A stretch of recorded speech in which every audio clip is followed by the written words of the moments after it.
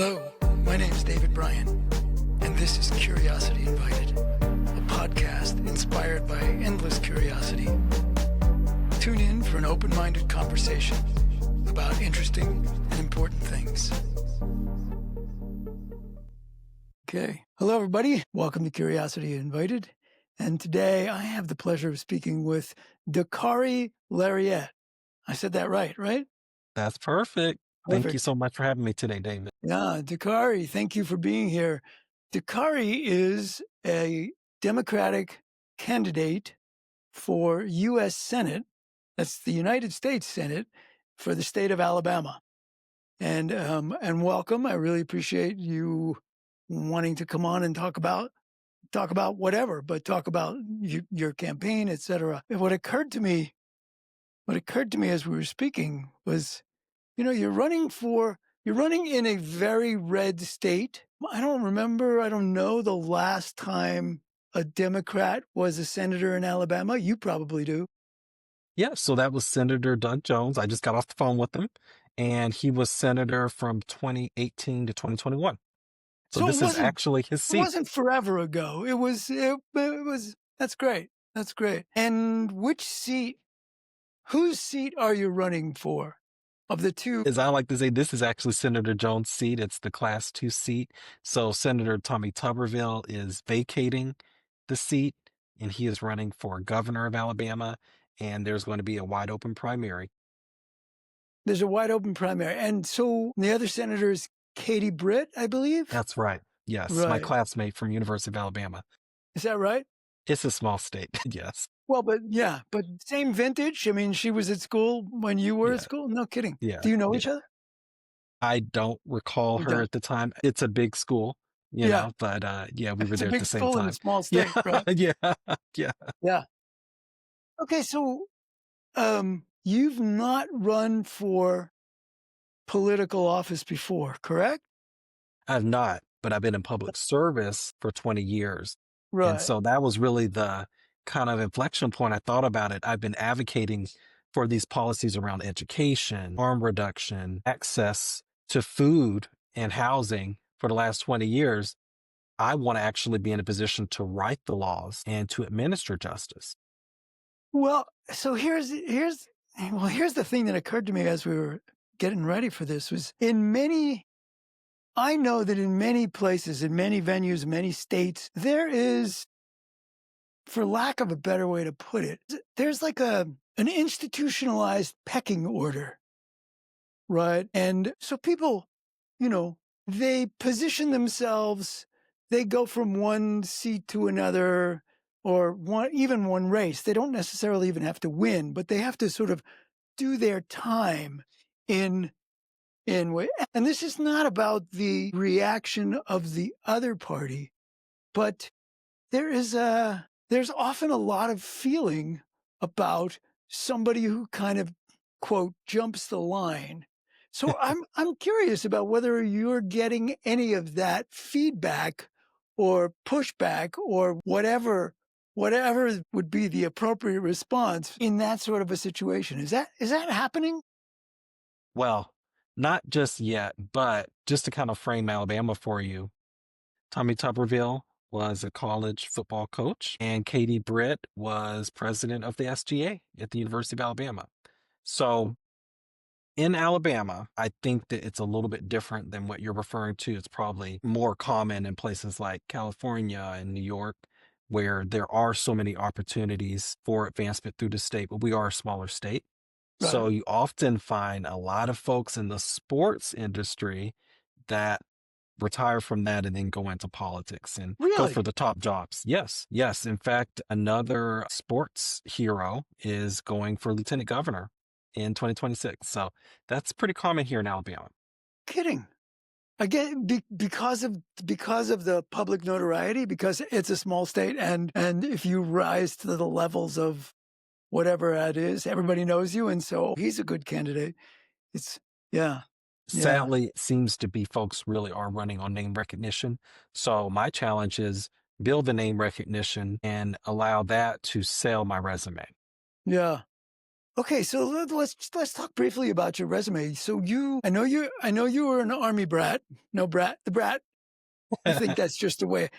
I'm not calling you names. Your dad was in the military, which means your whole family's in the military, Yes. and you moved around, but you were back in Alabama and were raised in Alabama, like from an early age, from elementary school, right? Yes. So we moved around the world, gosh, California, Oklahoma, Washington State, and Germany before 3rd grade. Came back Wow. to Alabama, and then that's where I went to school and ultimately went to And University of stayed Alabama. and stayed in Yes. Alabama. Yeah. Yeah. And then went to University of Alabama Yes. Graduated. and then graduate school. Yeah. You got an Well, MBA? I graduated from University of Alabama, but I could not find work in the state. And despite graduating with honors in business and economics, so that led me to New York City. And I built a career in corporate supply chain in New York City, as well as the work that I did for nonprofits and leadership. Uh-huh. And then you started a company, I did. So about right? 15 years ago, I started a pet care business out of my garage, and the products are sold all around the world.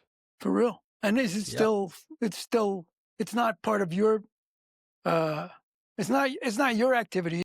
You're no longer with them, but So but the the day to company day still is run by a exists? team. So the company still exists. Day to day is run by a team now so that I can campaign full time. So that started Understood. around the end of last year. So for the last Gotcha. year, I've had a team of folks running the day to day Gotcha. operations. Okay. So you said that you'd been advocating around certain issues over the years. What context did that take? What form did that take? Board service and Board leadership. service. So when I joined, or rather moved to New York City, the first board I joined was the Bronx Community Pride Center. So the largest LGBT organization in the South Bronx. And think about it, South Bronx is one of the poorest congressional districts in the country. So a lot of the issues we dealt with were homelessness. So a lot of these youth get kicked out of the house when they come out. So that was the kind of work I did there, providing spaces and activities for the youth and allowing them to be the best that they could be, and whatever they want to be. And then from there, I went into harm reduction, joined the board of the National Harm Reduction Coalition. And the time that I was there, really spent a lot of time around opioid crisis, getting overdose kits into our communities, and then educating the community and moving away from criminalizing drug addiction. And over the years, did you sort of flirt with the idea of maybe politics, or was it just not wasn't part of the landscape for you? I was still doing my corporate thing by day, and I didn't have, I think you have to have a why, like a political why. What is that inflection point when you decide you have to do this? And I had not quite reached that point yet until last year when I was falsely arrested in Michigan. Did I mean, is it worthwhile speaking about that event and how that sort of motivated you? Because I remember that was that was a tipping point, right? I mean, That that was was the it fulcrum for me. around which, wait a second, something's got to change. That was it. Yeah. That was it for me. You don't have to dive in as you don't have to go deeply into the weeds. Well, you're welcome to, but but what was the event? How did it happen? You have any insight into why that kicked you into, wait a second here. I got to do something about this. Yeah, well, in short, I was driving through the state of Michigan and was falsely arrested, apprehended by Michigan State Police. And from that night, I have never received justice. And despite very clear evidence of discrimination and racial profiling caught on camera, despite a video that went viral showing the police attempting and conspiring to plant drugs in my vehicle, I've never gotten justice from that night. And when I realized just how broken this system was, I said, I've got to write the laws to fix this, to administer justice. And I've started to do that. I've started to author legislation. One of my signature pieces of legislation is called the Motorist Bill of Rights, and it outlines our interactions with the police and ensures that we are protected when we are in our vehicles because it's such a vulnerable space, particularly for people of color. Okay, so the Motorist Bill of Rights is it a summation of the rights that people have, or is it a bill that proposes certain rights that at the moment drivers do not have. Well, the problem is the rights or the rules change every 5 miles as you're driving. So when this happened to me, I was living in Alabama and I happened to be in Michigan. And just the other day, I drove from Alabama to Atlanta. So we've got to federalize our protections as drivers. And that's what this bill intends to do. And the outline of it is on my website, DakariLarriett.com. But in short, it's we have to agree upon federally what probable cause means. So no more fishing expeditions because that's how Black and brown people get murdered and have unnecessary interactions with the police. And then when we stop someone, all of the tests, sobriety tests, things of that nature, need to be scientifically proven. In my case, I went through 7 sobriety tests, and I later learned that they were not really convincing either way in terms of sobriety or not, just because they're so subjective and can be used against So, a motorist. And then finally, the release of information. So we are seeing that the sobriety test, or rather the body and dash cam, are being weaponized against motorists, not used to drive accountability and clarity around what happened during the stop. yeah. I mean, after we spoke, when we first met, after we spoke, I looked up as much as I could. I mean, it really was outrageous. Yes, And you know, I mean, if you're going to be unlucky enough to be in that situation, you're really lucky that they were so inept at what they were what they were clearly trying to do. I mean, they couldn't locate it. it's Yeah, kind they of couldn't locate wild. it. Yeah. It's really, it's like I'm sorry that it happened to you, but they tossed this big fat softball right over the plate. Like, come on, Yeah. really? Yeah. And it's on their. It's not on your camera. It's their body cameras. Like, Yeah. what? It's really something. It's something to see. So what would you say are the sort of, I mean, maybe that's the one, but what are the sort of, I don't want to say signature, but what are the issues that you are most focused on? You snap your fingers, you win. Fast forward, you run in Alabama, you win, and now you're in the U.S. Senate. So, so what's on the plate of Yeah. what you want to accomplish? It's a big portfolio and we really do have to choose, right? You can't fit everything on the plate. But one of the things I did is I polled Alabamians, hundreds of Alabamians, to ask them, because I think this is a role of public service, right? Like you should be advocating for what the people need and want. And it came back, unsurprisingly, as kitchen table issues. So education, investing in education finally in this state, which we've not been doing for quite a while. Healthcare, ensuring that we support Medicaid and Medicare here in state, economic opportunity. So creating those pipelines for jobs, whether Jobs. it's trade school or in my case, I had to leave the state to build a career, a corporate white collar career. And then more and more, frankly, criminal justice. So I could not have expected how relevant my personal story would be. In the last, gosh, month, the documentary, The Alabama Solution, came out speaking about our overall criminal justice system and specifically the Department of Corrections and just all the civil rights violations happening. That is In the state of incredibly top of Alabama. mind. This Yes, is, yes. yeah. It's incredibly top of mind. There have been screenings popping up all over the state. And I heard at the most recent prison oversight committee meeting, it was so well attended, they had to get a second meeting room. Yeah.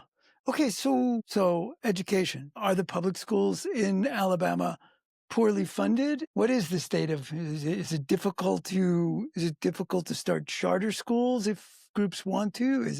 Do you believe in school choice, that parents should have choice? Like, so let's dig a little bit into each of those. There are a few different concerns. Well, for starters, just the statistics. Our attainment ranking is like 45 out of 50. So, in terms of like people completing a quality education, and then the quality of our education is 38 out of 50. So, two major issues there. I would say In other words, graduation from high school. You've yeah, Alabama's Yeah, 50. attainment. Yeah. Yeah, yeah. And the real issue is the funding. Funding the schools, getting per pupil funding to a level that is competitive, and then supporting our teachers with competitive compensation. We don't do that. And you grew up there, you went to school there. Looking back, was it woefully? Do you sort of look back and well, I don't know what school. I think you went to a magnet school. I So did. that's a different scene usually than just just a quote whatever counts as a regular public school.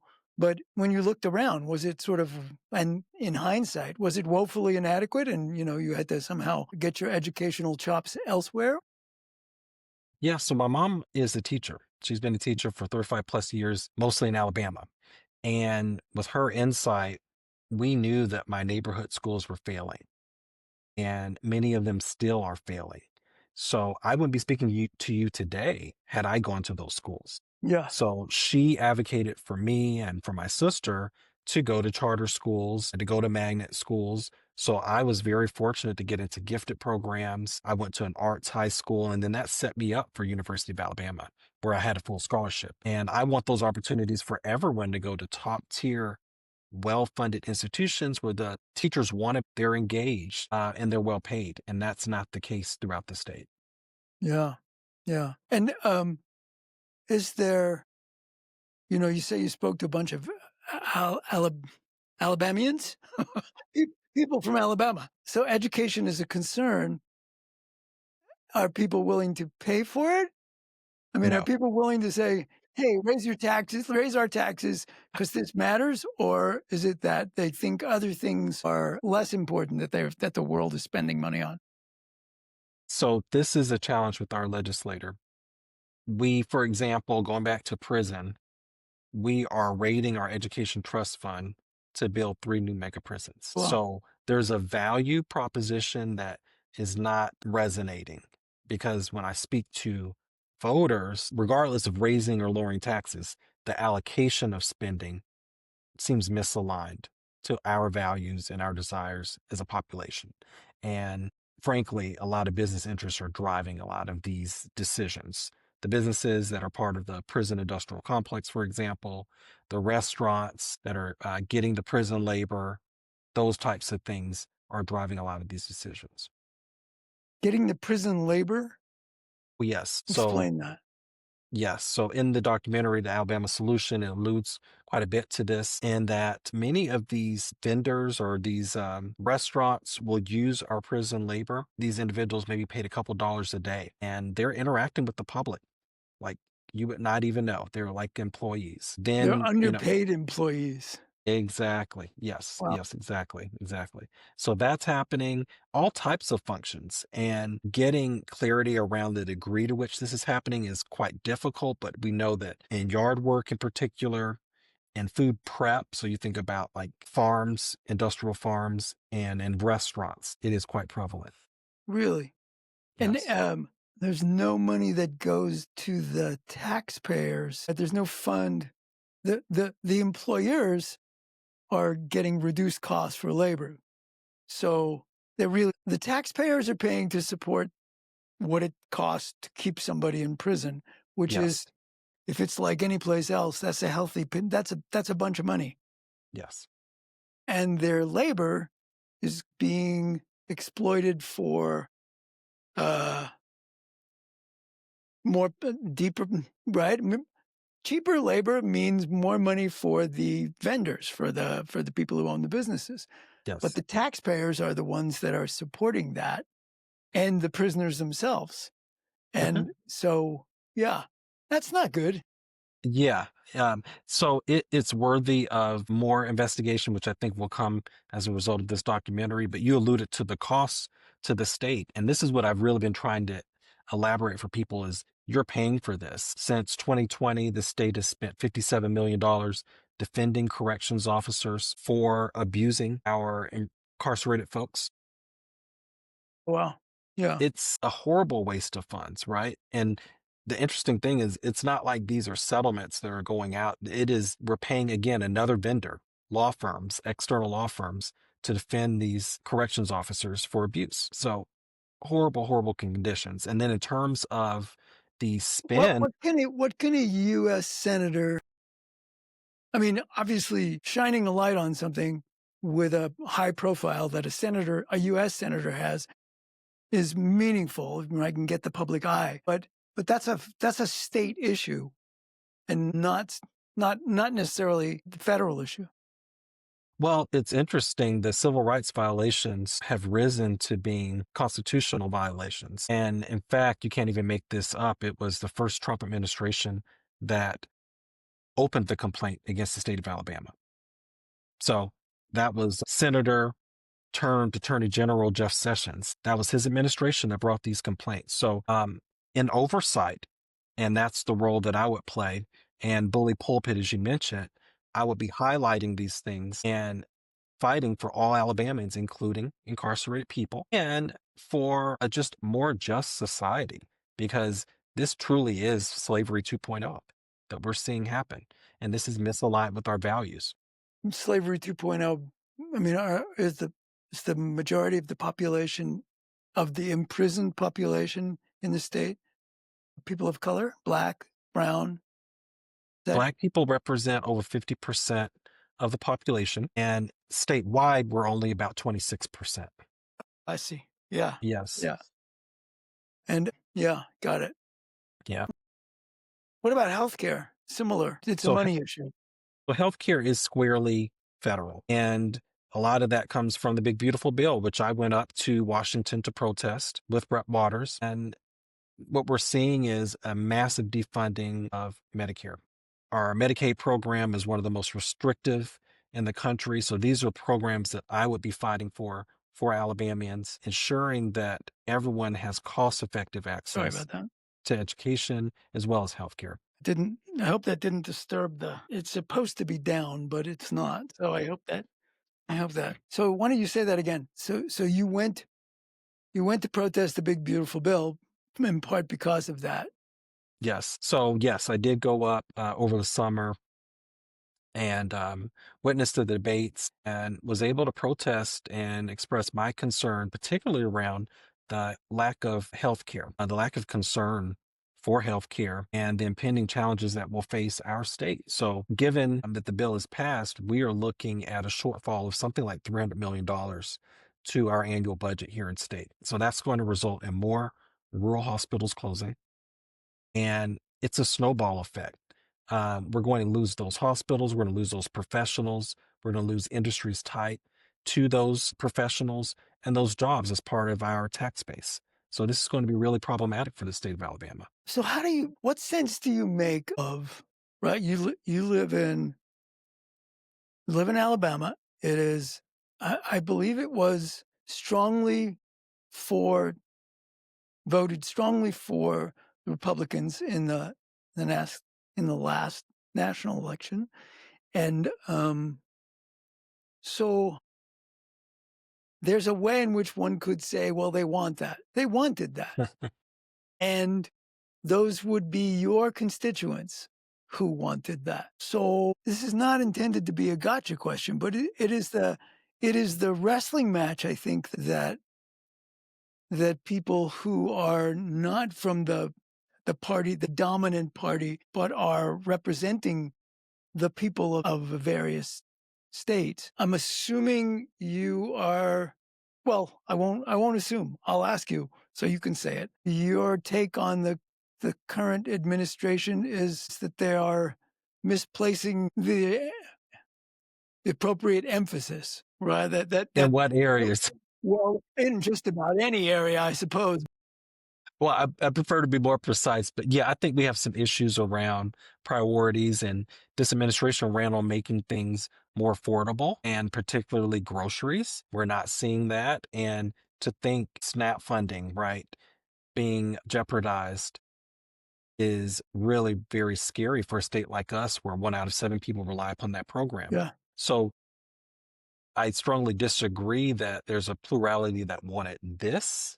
I think that we've got to really dig into what people do want. And I think that the headwinds are going to be um, really impacting folks' decision as they think about next year after everything they've seen for the last, at that point, it'll be about a year and a half. Not getting their food this month is going to really make some people rethink their decisions.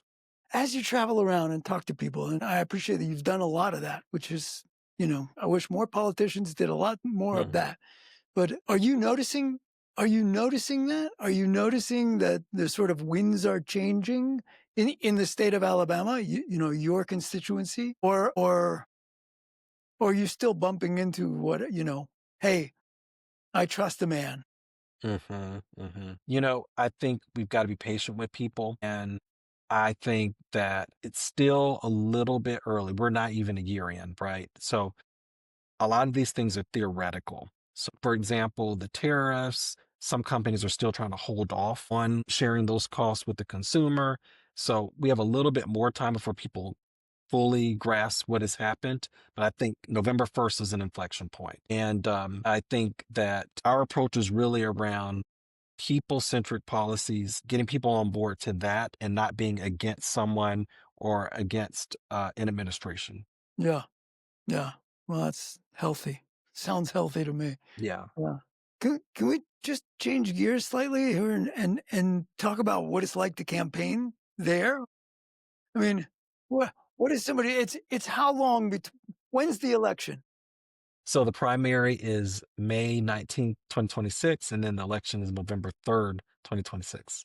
Okay, so May 26th. Is it an enormous field of Democrats? How and what is the how does that work in Alabama? Is it a top two finishers or top three finishers, or is it specifically the Democrats choose and the Republicans choose and that's who it is? How's that work? So we'll have a primary on both sides. The Republican side is just people keep joining that race each week. So I don't even know how many people are running on that side just yet. On the Democratic side, we have three candidates. I'm the front runner based upon our internal polling. So that's really exciting. We will have an election again in May, and you must earn a little over 50%, like 50.1% to win without a runoff. So if you don't have a majority, right, then you would run again against this person that in second place or whatever, the other top finisher. The top two will Right. have a runoff subsequent to the May primary if Got it. neither party gains 50.1% of the vote. Right. Got it. Yeah, And yeah, and you say it's going well? it is. Internal polling is going well, and we're building lots of momentum and have an exciting event on Election Day, November 4th. This Tuesday, it's kind of a kickoff, and I'll be talking about my book and the campaign and my vision for Alabama. And what does it look like to campaign for is it a full-time job It is. It's been full time since January. since So I've been to January? DC, I've been to DC 3 times this year. I'll be going back in December, so that'll be my fourth trip. And it's essentially networking all day long.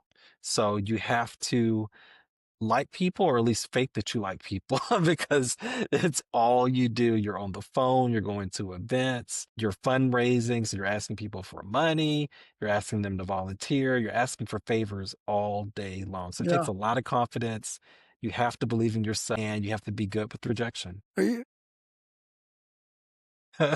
are you excited about the possibility of winning, or is it daunting That's so far away, frankly.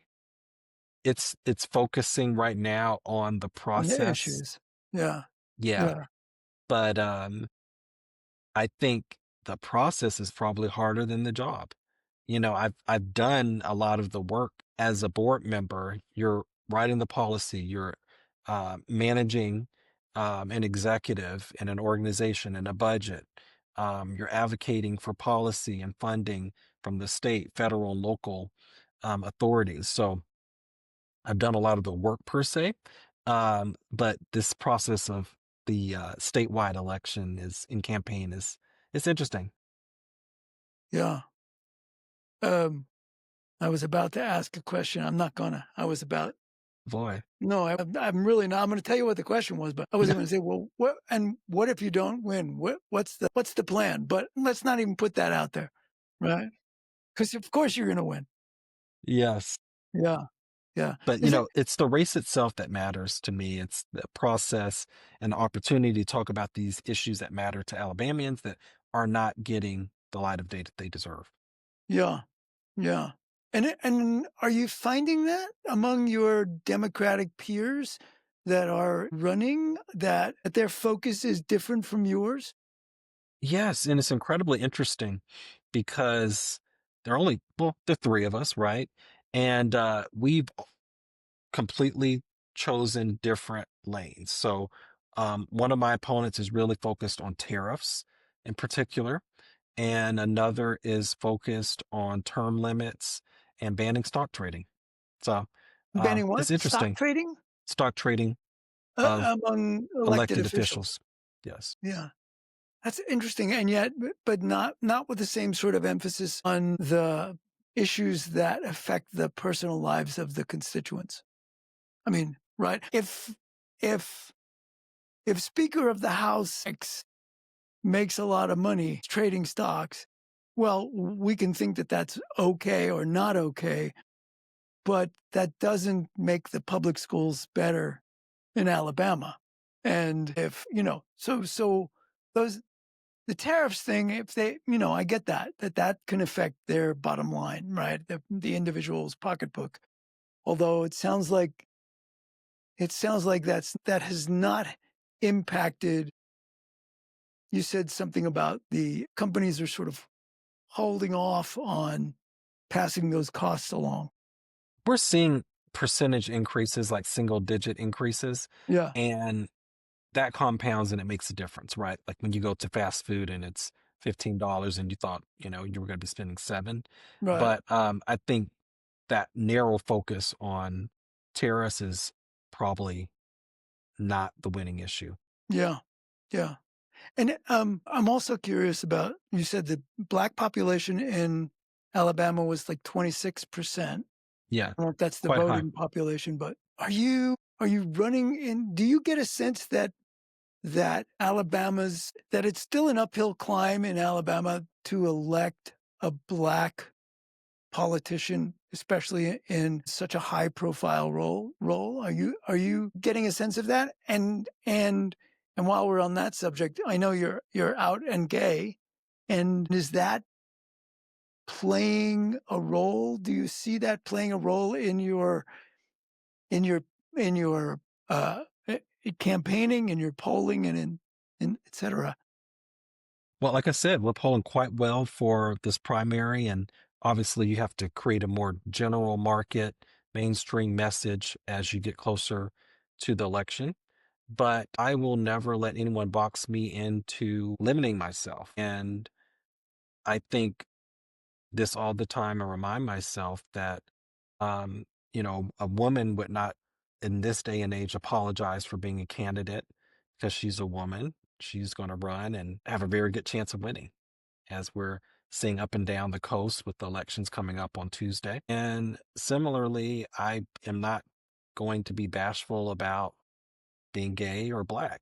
It is what it is. And I want Alabamians to have the opportunity to choose the most qualified candidate who has 20 years of experience in advocacy for people. Hmm. Yeah, but I'm curious about whether you're sensing a pushback from out there in the populace. I think everyone wants to see themselves in a candidate. We have a diverse team of folks that advise the campaign, and it's about just making sure everyone, every voter can see themselves in the campaign. So they may not see themselves in me racially, right? But I can talk about my experiences here in state that are relatable to them, that, my family hunts, that I'm a gun owner, right? So we're just making sure that we're balancing the messaging so that it isn't leaning into one area that can be considered polarizing. Yeah, it almost doesn't make sense to ask this question, but you're trying to appeal to. I mean, you this may be your temperament. This may always have been your temperament, but you're trying to appeal to as many people as you can. I don't know. I'm going to cut out this big gap, and maybe I'll just stop being careful. Do you, are you finding yourself like? Do you notice sort of having to bite your tongue Mm, about certain things or tone down or up okay. your your energy about this or that issue because you because you want as many people to recognize to keep listening, right? To Yeah. keep listening to see if they do indeed they can see themselves in this candidate. Yeah, this is so I professionally worked in supply chain for luxury goods like L'Oreal and Louis Vuitton. So I work very closely with marketing. And this is the epitome of marketing. Yes. A statewide campaign, you are selling yourself, Yeah. right? Yeah. Your Sure. story, your competency. And you're absolutely right. You have to think about your messaging. What do you lean in on? What do you talk about? Who do you advocate for? So, yes, those are the conversations we have as a team all the time about where we want to really emphasize and drive attention and where we have to kind of, step off a little bit. Yeah, that happens every day. That's interesting. Challenge. I mean, I would imagine it's challenging. I mean, if one is passionate, well, I mean, I'm sure there are certain, lines in the sand. I'm not going to deny my blackness. I'm not going to Yeah, deny my gayness. I'm not going to deny my, my willingness to think about guns. I mean, some people, what, right? I mean, right. there could be, they could pop up in all sorts of places. Right, right. You try to be authentic, but at the same time, there's always some degree of editing. We know that. Yeah. Yeah. Yeah.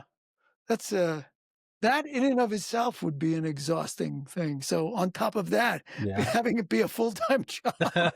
Yeah, for 2 years. Yeah. Yeah. Okay, so I'm looking up at the clock, and I want to make sure we get to. Are there are there things that we haven't spoken about that you feel like are important that people know about in your campaign, in your message about Alabama and about the United States that you'd like to make sure we you put out there? Yeah. I guess the thing for me is we can't lose hope, and people have this idea that progress is so linear, and Yeah. it's not. It never was. No, never So I was. always remind people of that when I call and I speak to donors and voters, and I say, we're going to have these bad years, these regressive years, but then I call them, boomerangs because you're going to go back out. And I think a lot about marriage equality. So we went through a really tough period of time. We had Don't Ask, Don't Tell, and then that Love Wins campaign, which I think about so much, is it really changed people's hearts. And now a plurality of Americans believe in marriage equality. So I'm not honestly all that worried about the Supreme Court taking up another review of marriage equality. I'm surprised that they would. We've already, passed the Respect for Marriage Act and law. So I don't really see what they're taking up, but I think it's settled. I think that's settled. So I do want to encourage people to be hopeful and just continue doing the work and support your local politicians. It's very hard for us in places like Alabama where progressives have limited support and voter base, but support us. Yeah. Well, I think, this this may not be your point of view, but I will say I think one of the things that is wearing on people, at least who lean in the direction of progressive, right? They may not want to identify that way, etc.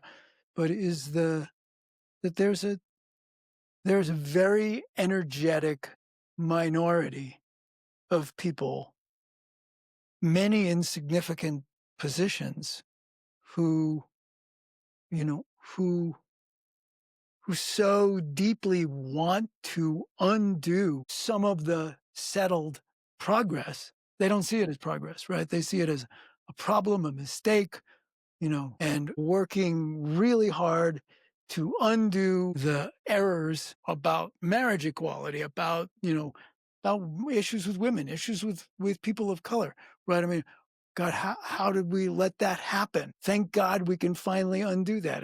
And from my point of view, we have a we have a Supreme Court that, you know, there's 3 votes for regression, undoing rights that have been settled. And no matter what the issue, we know they've got 3 votes right away. And so that's a really I think you're right. Historically, this is absolutely not the first time it's happened, and I suspect not the last, but that it can be super wearing on Yeah. people who, you know, it's hard enough. And now wait, I have to fight that again? Yeah. So it's a challenge. It's a challenge for all sorts of people. Maybe it's youth. I didn't ask you this. And I don't know if it's a touchy subject, but how old are you? I'm 43. You're 43. Yeah. Yeah. Okay. Well, it's are you feeling like the current leadership in the world needs to find the fountain of youth or else allow themselves to be replaced by people who have a lot long I mean, age can result in wisdom, right? Experience can result in wisdom, Yeah. but it doesn't necessarily have it can also result in entrenchment and Yeah. No, I've seen a lot of the arguments around new guard needed and whatnot. And some of my most respected leaders are seniors in the leadership roles in Congress and state government. So I think what we need is folks who want to drive continuous improvement, who are energetic and want to get the work done and have the skill set to do it. And I am totally against these types of like age cutoffs and things like that. I love my seniors. I love my grandmother and my great aunts and things like that. No, for me it's about the individual and their willingness to continue doing the work. And if you're 80 and you're still doing the work, great. right. Yeah, I feel the same way. Well, I have to. See, you're still doing the work. You have more Yeah. hair than I do though, David. Well, okay. You think it's real? No, I'm kidding. Well, Dakarai Larriett, I really appreciate the conversation. I really enjoyed speaking to you the first time, and I think your focus is right on. So I hope for the best for you. Thank I hope you. for the best. Can't vote. Sorry, can't help you out. But this is a national campaign. Look, we are trying to win back the Senate for all Yes, of us. indeed, So indeed, we're looking for donors, volunteers across the absolutely. country, and they can learn more about me at dakarailarriett.com. Yeah, and I hope people do, and I'll make sure that that's up on the screen and in the liner notes. So thanks so much. Thanks so much for being willing to have this conversation. Thank you. Thank you. It's such an honor, David.